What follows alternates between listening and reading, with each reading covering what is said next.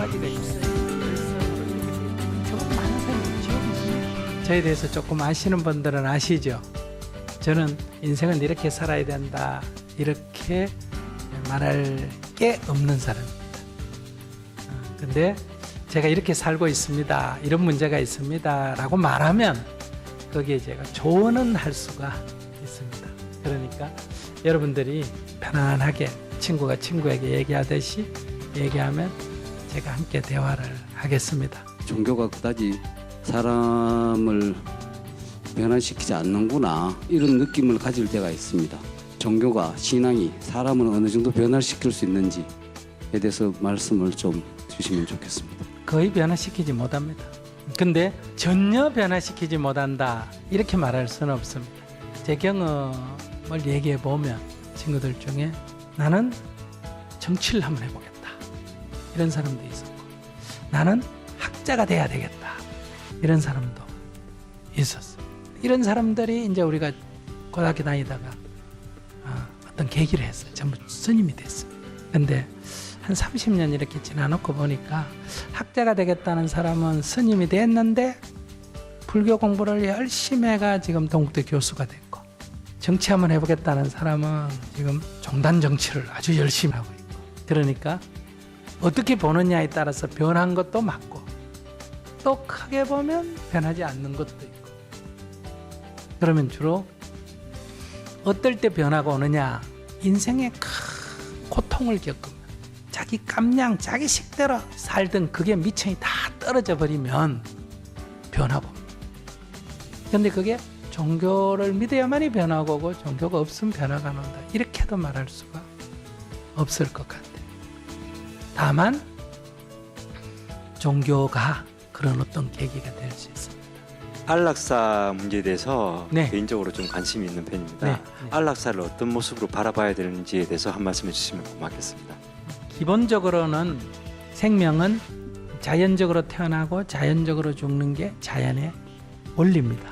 자연의 수명을 특별히 더 연장시키거나 그것을 갖다가 중간에 의도적으로 인위적으로 자르거나 하는 둘 다 자연의 법칙에 어긋난다, 이렇게 보기 때문에 기본적으로는 안락사는 옳지가 않다, 이렇게 볼 수 있습니다. 그런데 인간은 자연을 자기에 맞게끔 어때요?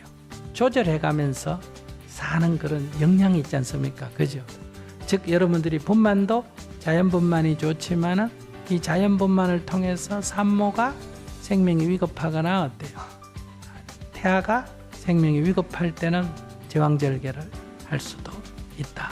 기본적으로는 자연의 법칙대로 순리대로 자연대로 간다.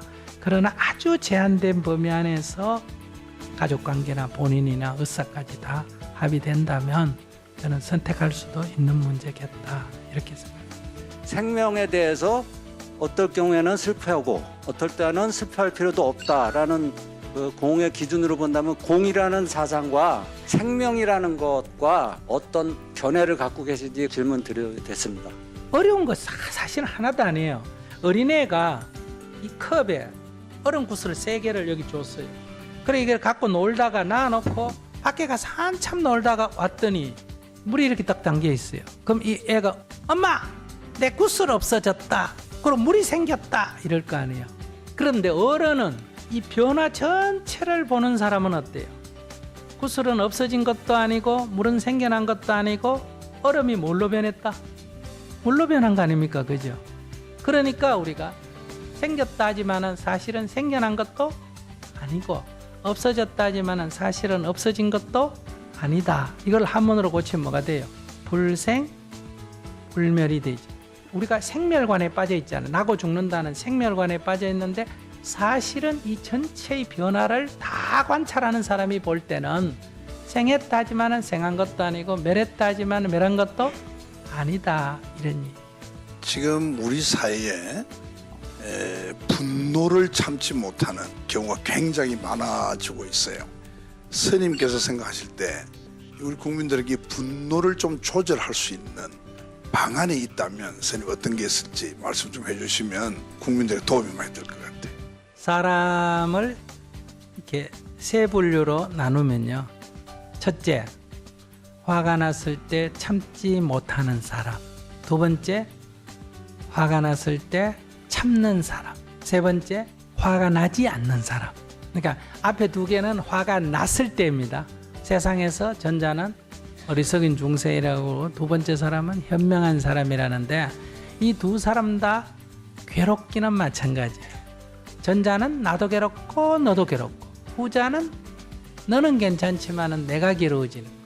우리의 목표는 화가 일어나지 않는 게 목표인데, 내가 써 있는 현실은 이미 화가 일어난다는 거예요. 자동으로 일어나요. 이랬을 때 참는 것도 아니고 내는 것도 아닌 제3의 길이 뭐냐? 내가 지금 화가 일어나고 있구나 하는 것을 알아차리는.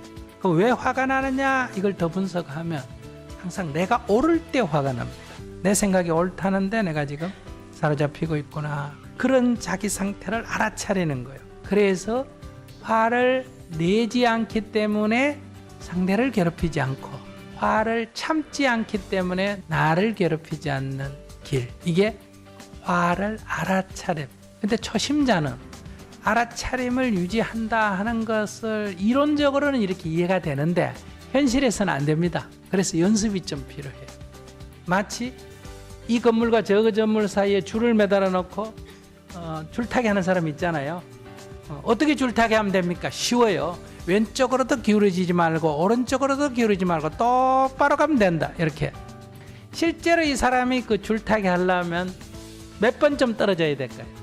10번 떨어지고 20번 떨어지고 30번 떨어지고 100번 떨어지고 1000번 떨어져도 연습을 해서 마침내 경지에 이르게 돼요.